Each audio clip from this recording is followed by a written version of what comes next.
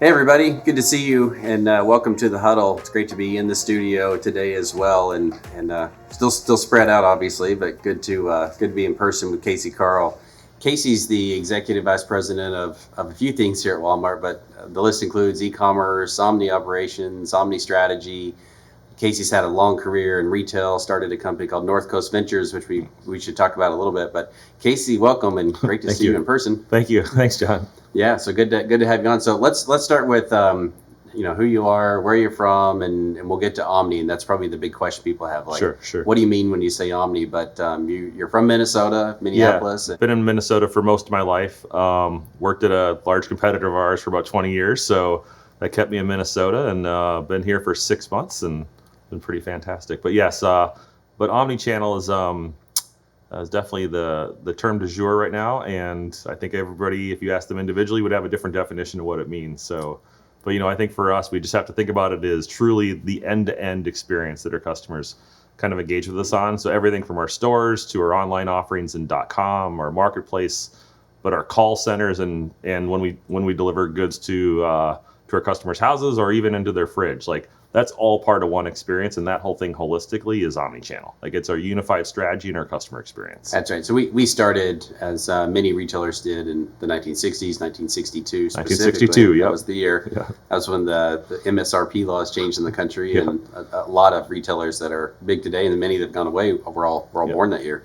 But we started as a store business and grew for a long time, and then a couple decades ago, we started an e-com business, which probably is what we talked about when we said digital and thinking differently. Yep. But now that they've come together, how would you describe the difference in the two? There are definitely distinct differences. Probably the biggest one is we have the ability through digital, so e-commerce and kind of other digital media and platforms, to have almost real-time data. Like, so exactly what your customer's doing. That I think it's information that we would love to have in our stores. We know, like, where they're coming from. So if they came from a Google or Pinterest, we know when they're coming to our platform. We know what they were looking for, so we know what their intent is, and then we know exactly how they move through our entire site. So if you think about the site as a store, we know where they go, every footstep, how long they linger there, and then what actions that they take. So we have all this kind of metadata exhaust that if we look at that and harness that appropriately, can tell us everything we want to know about the customer, so we can design better experiences for them. So I think primarily that's probably one of the biggest things that's a difference. We'll build more and more analytics in the stores to actually get to more of that level of information. But to me, there's far more similarities. Like, the customer still wants great value. They want an outstanding price. They want it convenient. So for a long time, for decades, convenient was, I would like a store that's close to my house. So right. Like within 2 miles or 5 miles. But now it means, like, I expect that I can find everything I'm looking for. So products and services, the content I need to make my decisions. I'm going to assume you're doing the work, Walmart, to give us a great price. So I'm going to trust on that side of things. And then I want to be able to choose how I want it fulfilled. So whether I want to come and pick it up in the store or pick it up curbside or have it delivered to my house, I want that optionality, and I want it to be easy. And I think that's the big thing that we have to really be maniacally focused on. It should be easy and simple, and something, obviously a term right. We use a lot, but simplicity in everything that we do. If we use that to kind of be our North Star for the customer, we'll do right by them. That's right. And so really we're putting the customer at the center. We've got a digital relationship. We've got a lot of data that we want to use to help make their retail experience better. Yep. We're really careful about the way we use data, but it's all about making retail better. But the customer at the center, whether, like you said it really well, whether they shop in the store or they pick up or have it delivered, it's all about the experience that they're looking for. Yep. And the customer, I think, just to remind ourselves, the customer doesn't delineate stores versus online. Like, that's Walmart.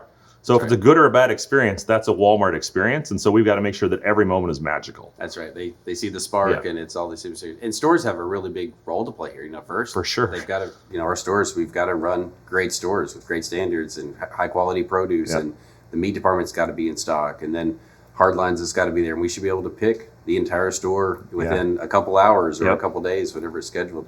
So that's a big change. Obviously, we've got two big organizations that have become one on behalf of the customer. Talk to me a bit about what you did after you worked at the other retailer and in the innovation space. But what did that do to help you think about the world differently? So I'd been at the time in retail for about 20 years and had done merchandising operations for a long time, then strategy and innovation. And so I started my own company that looked at advising a number of, I'd say, legacy companies. Started off as retailers and brands, and then actually evolved into much more of all the investor side of things that invested in those sectors. So invested in retail, or a lot of the venture capital firms that had startups that were actually innovating in the space of consumer and retail. And so I did a lot of advising work for them. And then I also had an early stage venture investment fund. So I would actually invest in a lot of the companies in kind of emerging tech and data and supply chain companies that were at the intersection of like technology and consumer. So that was kind of the space. So what I took away from it, one, it's a space I'm just incredibly passionate about. But two is, I think when you start to see whether it is a large restaurant chain that we've all eaten at some time in the last several decades, or some of the largest shopping malls or retailers or brands, most companies, if they've been wildly successful doing something for a number of years, they're all kind of going through their own change journey right now, trying to understand, okay, with this new digital thing where the consumer really has the keys to the castle and gets to choose how and when they want to interact with your brand, how do we go to market effectively? And what does that mean for our stores or our restaurants? And what does that mean for the capabilities and services that we need to offer to make it a great experience and make sure that we continue to stay relevant? So, I mean, obviously that journey parallels our own journey right now. Right. This is massive transformation and really just a redefining of our go-to-market strategy. We know the things that are going to be kind of paramount to us that have always made us successful, EDLP and EDLC. Like the stores are going to be at the epicenter of so much of what we do, both as a shopping place, but also fulfillment place, as you mentioned.